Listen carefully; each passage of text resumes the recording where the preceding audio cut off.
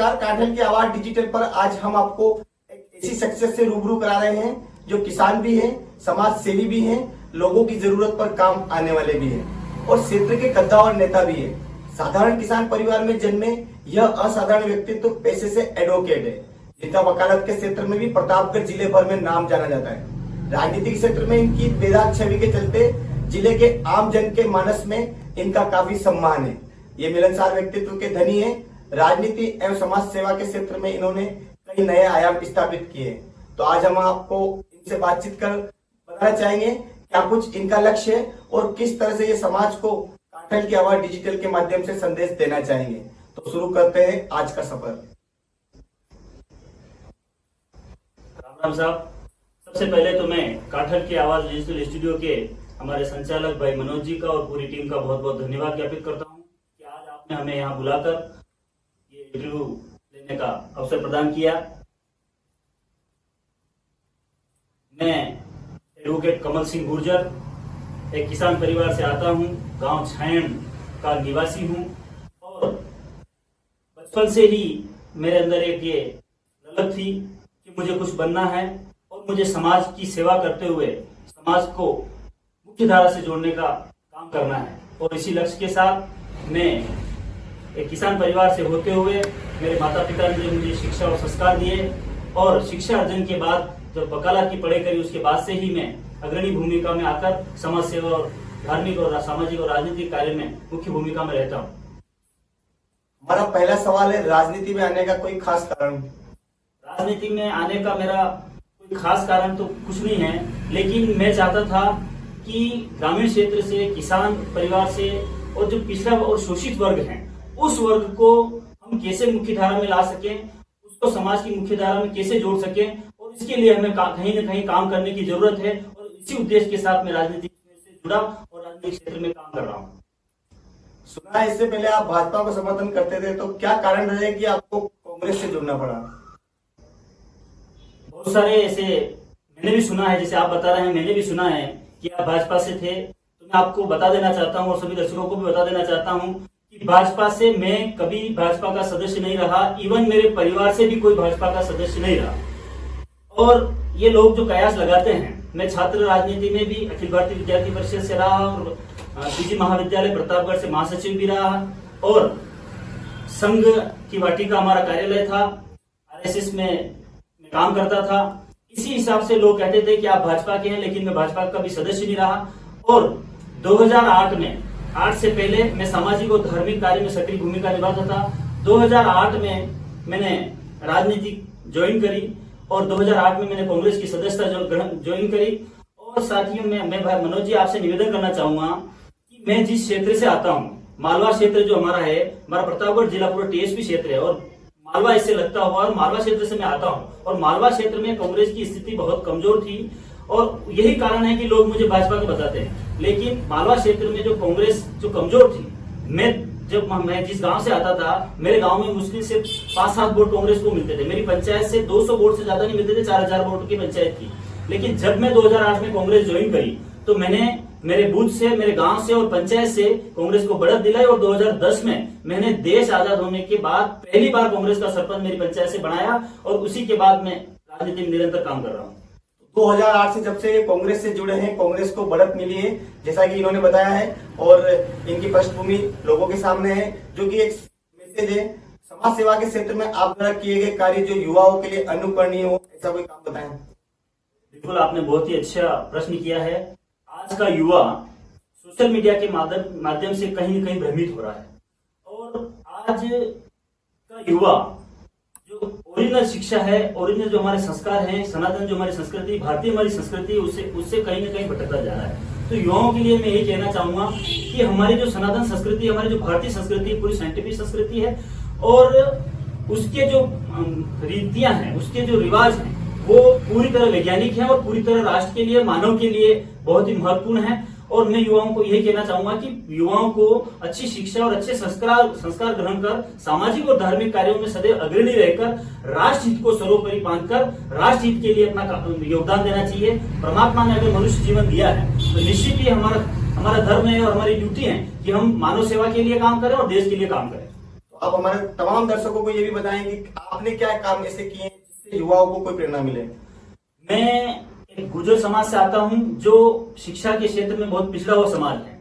मेरा उद्देश्य शुरू से ये रहा है, मैं सामाजिक जो बुराइयां हैं उन बुराइयों के खिलाफ काम करता था, चाहे मृत्यु भोज हो।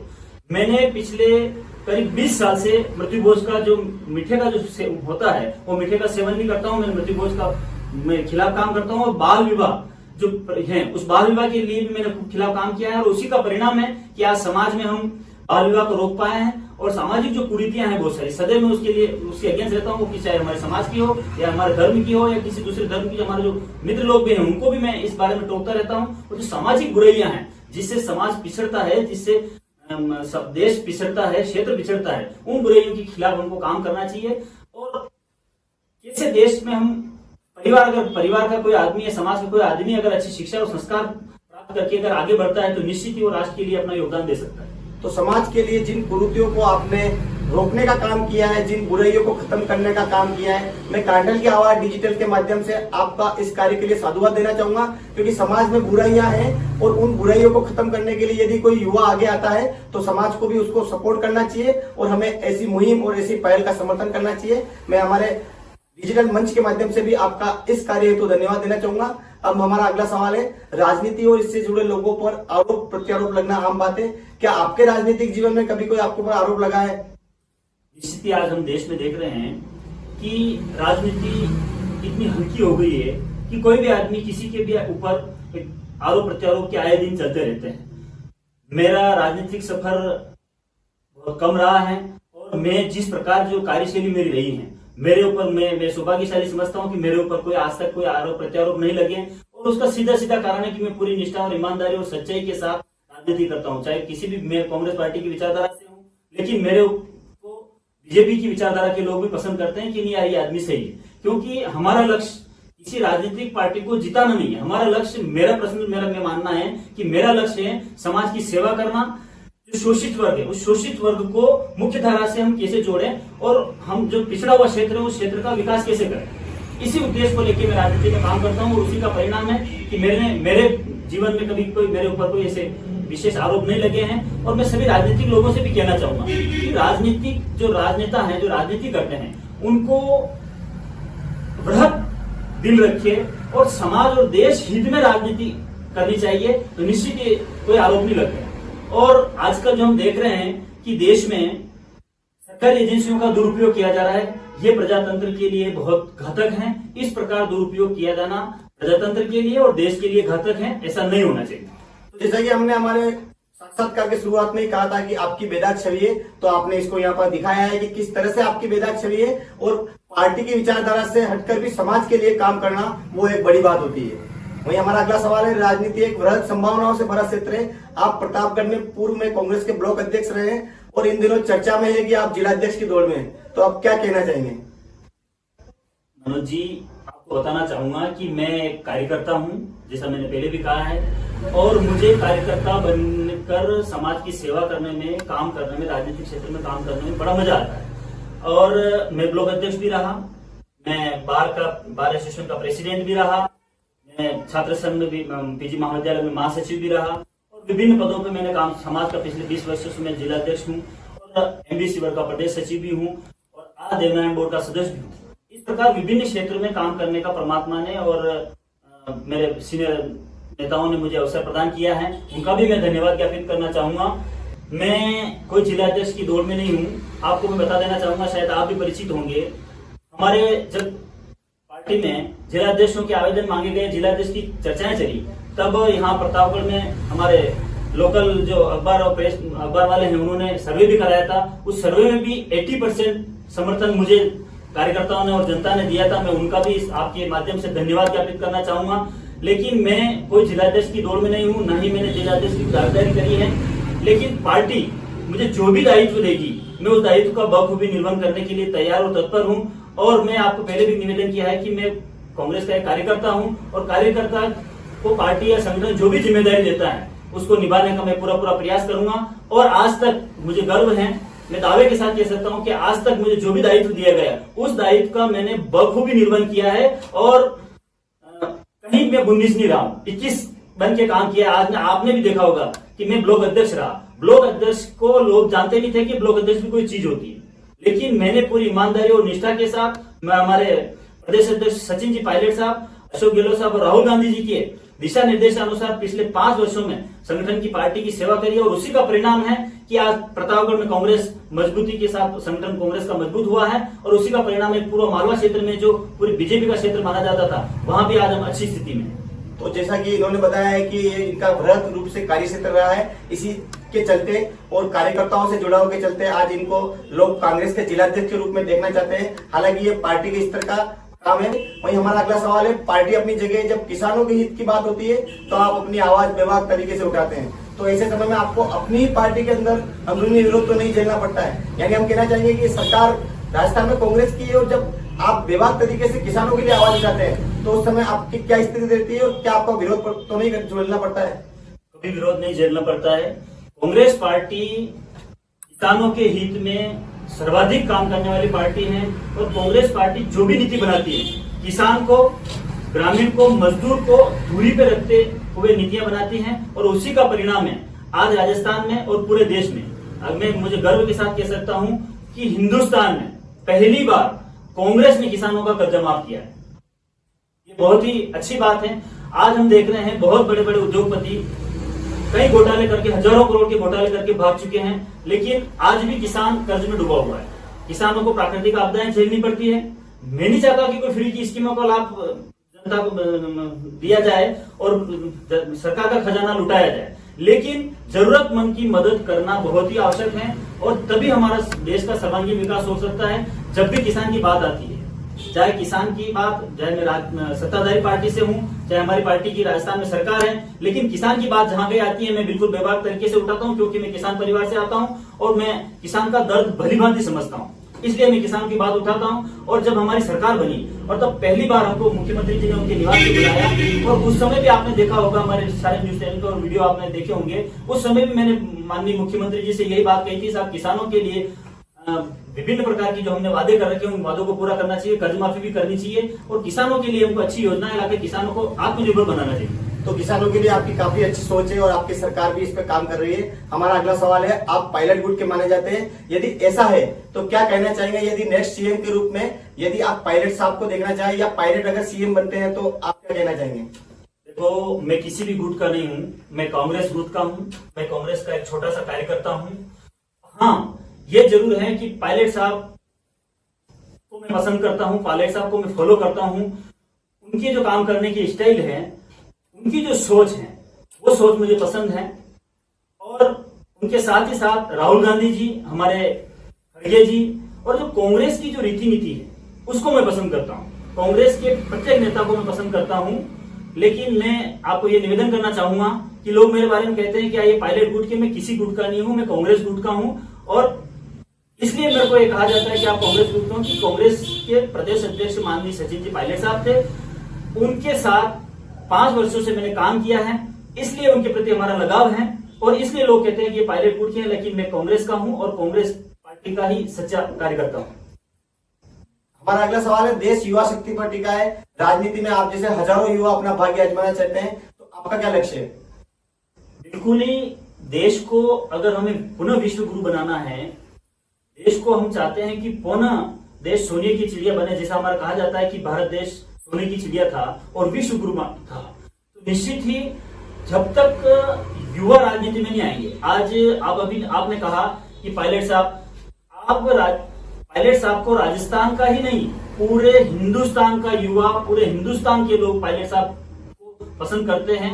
और आज ही कल आपने देखा होगा बाड़मेर में ऐसा बताया जा रहा था, आप एक न्यूज चैनल पे बताया जा रहा था कि 10-15 हजार से ज्यादा किसी मीटिंग में, सभा में लोग इकट्ठे नहीं होते, और 1.25 लाख से 1.5 लाख लोग वहां थे।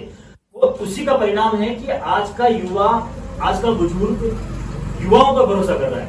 उनको उम्मीद है कि युवा जब राजनीति में आएंगे तो वो निश्चित ही कुछ नयापन करेंगे, और वो हमारे प्रतापगढ़ में भी हमारे लोकप्रिय विधायक रामलाल जी मीणा ने भी किया है। आज हमने प्रतापगढ़ में, आपने देखा होगा, देश आजाद हुआ तब से लगाकर आज तक एक कॉलेज था, आज पिछले 4-4.5 साल में हमने 6 नए कॉलेज खुलाए, और अभी कल ही वित्तीय, आपके मेडिकल कॉलेज की वित्तीय घोषणा हुई है 350 करोड़। मैं धन्यवाद देना चाहूंगा माननीय मुख्यमंत्री जी का और हमारे लोकप्रिय विधायक रामलाल जी मीणा का, कि उनके अथक प्रयासों से प्रतापगढ़ को मेडिकल कॉलेज मिला है और राज्य सरकार के मत से 350 करोड़ रुपए देकर वो कॉलेज बनाया जा रहा है। हमने नर्सिंग कॉलेज खोला, हमने कृषि महाविद्यालय खोला, हमने बचुल्ला महाविद्यालय खोला, हमने कन्या महाविद्यालय खोला, हमने पीपलकोट महाविद्यालय खोला।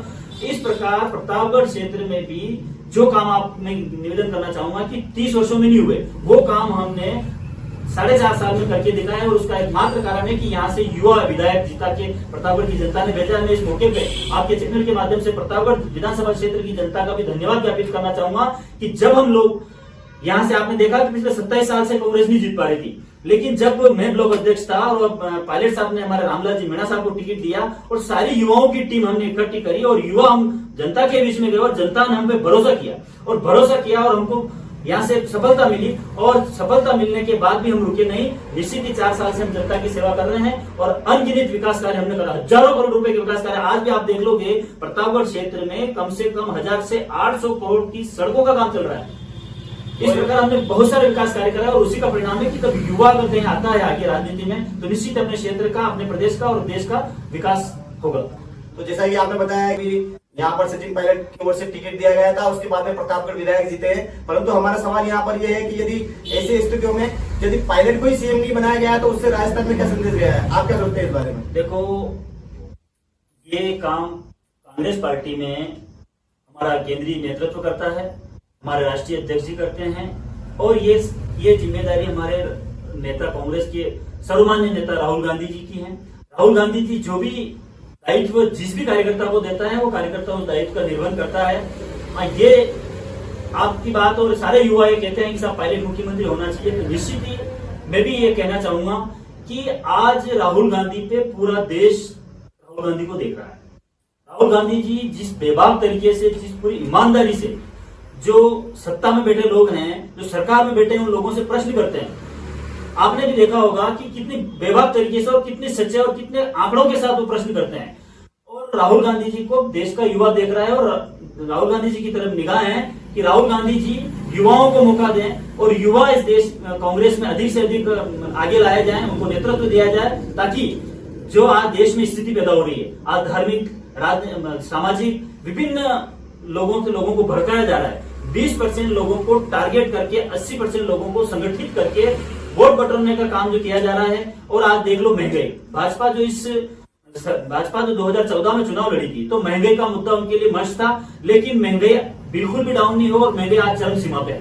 तो भाजपा कहीं ना कहीं, भाजपा के पास कोई नीति नहीं है। भाजपा जो आज देश में राज करी उसके पास कोई नीति नहीं है, केवल धार्मिक भावनाओं के आधार पे, धार्मिक आधार पे ही वो राजनीति करते हैं। और आज देश को जरूरत है कि धार्मिक, सामाजिक इन सब चीजों से ऊपर उठ के देश हित में विकास, देश की जनता के विकास के लिए हमको काम करना चाहिए और वो एकमात्र कोई कर सकता है तो कांग्रेस पार्टी कर सकती है। हमारा अंतिम सवाल है, सनातन धर्म से आप जुड़े हुए हैं, कैसा लगता है आपको जब देश दुनिया में सनातन धर्म पर बात होती है और देश दुनिया में हिंदुस्तान में का डंका बजता है? मनोज जी, बहुत ही अच्छा प्रश्न किया आपने। मैंने पहले भी आपको निवेदन किया कि सनातन जो संस्कृति है वो पूरी साइंटिफिक संस्कृति है।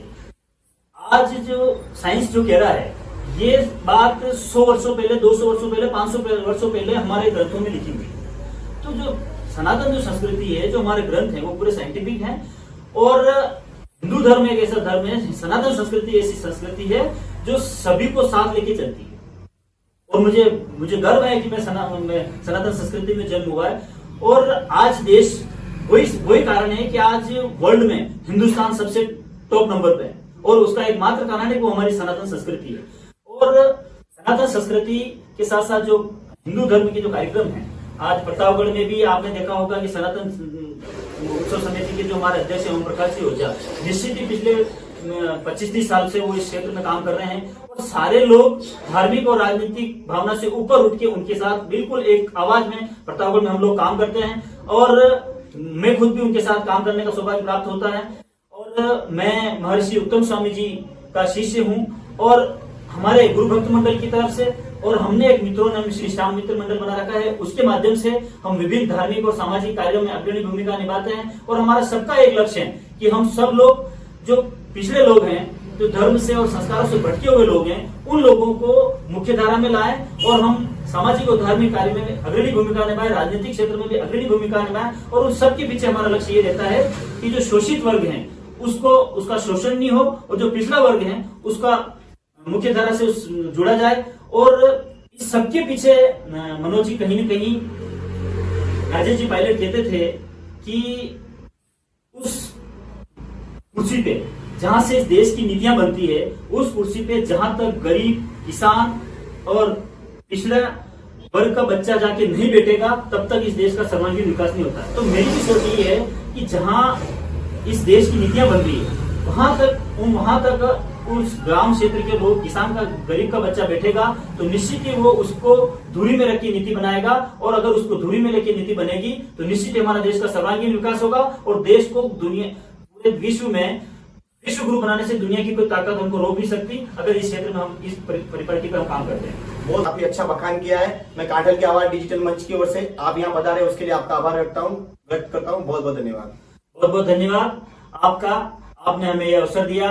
और मैं आपके लिए भी कहना चाहूंगा कि प्रतापगढ़ जिले में आपने एक बहुत ही अच्छी कांठल की आवाज डिजिटल स्टूडियो के माध्यम से शुरुआत करी है और मैं आपके उज्जवल भविष्य की मंगल कामना करता हूं। जैसा प्रतापगढ़ में हमने निवेदन किया है कि प्रतापगढ़ टीएसपी क्षेत्र है, पिछड़ा हुआ क्षेत्र है, लेकिन मैं आपको धन्यवाद देना चाहूंगा कि आप एक बहुत ही अच्छा काम कर रहे हैं और पूरी ईमानदारी से, पूरी निर्भीक तरीका से आप हर बात को उठाते हैं। जैसा आप हम सोशल मीडिया के माध्यम से और आपके अखबार के माध्यम से देखते हैं कि आप सदैव बिल्कुल निडरता के साथ, बिल्कुल निर्भीकता के साथ आप खबर छापते हैं। और हम कई बार देखते हैं कि बहुत सारे चैनल वालों के ऊपर आरोप लगते हैं कि ये तो फला व्यक्ति का पिछलग्गू है, ये फला विचारधारा के, फला पार्टी के पिछलग्गू हैं। लेकिन आपको मैं धन्यवाद ज्ञापित करना चाहूंगा कि आप पूरी ईमानदारी से, पूरी निष्ठा से और पूरी निर्भीकता के साथ क्षेत्र की आवाज को, आम जन की और दबे हुए लोगों की आवाज को उठाते हैं। और मैं आपसे यही निवेदन करना चाहूंगा, अगर आप इसी प्रकार काम करते रहें और मैं भगवान से और परमपिता परमेश्वर से भी निवेदन करूंगा कि आपको